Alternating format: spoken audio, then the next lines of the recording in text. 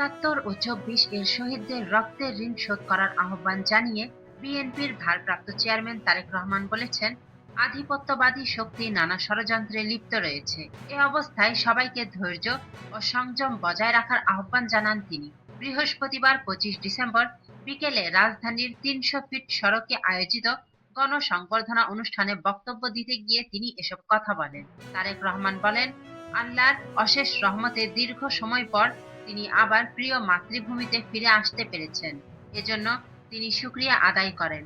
বক্তব্যের শুরুতে তিনি ১৯৭১ সালের মুক্তিযুদ্ধ, ১৯৭৫ সালের সিপাহী জনতার অভ্যুত্থান এবং ১৯৯০ সালের গণ আন্দোলনের কথা স্মরণ করেন। তিনি বলেন, ২০২৪ সালের ৫ আগস্ট ছাত্র জনতা, কৃষক, শ্রমিক, নারী, পুরুষ সব শ্রেণী পেশার মানুষ দেশের স্বাধীনতা ও সার্বভৌমত্ব রক্ষায় ঐক্যবদ্ধ ভূমিকা রেখেছে। বিএনপির ভারপ্রাপ্ত চেয়ারম্যান বলেন, দেশের মানুষ আজ কথা বলার অধিকার ফিরে পেতে চায়, যোগ্যতার ভিত্তিতে ন্যায্য অধিকার নিশ্চিত করতে চায়।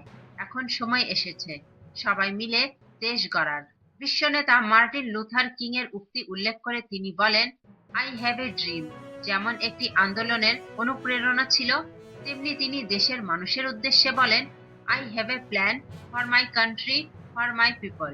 আওয়ামী লীগের শাসনামলের সমালোচনা করে তারেক রহমান বলেন, গত ১৫ বছরে শুধু রাজনৈতিক নেতাকর্মী নয়, অসংখ্য সাধারণ মানুষ গুম ও হত্যার শিকার হয়েছে।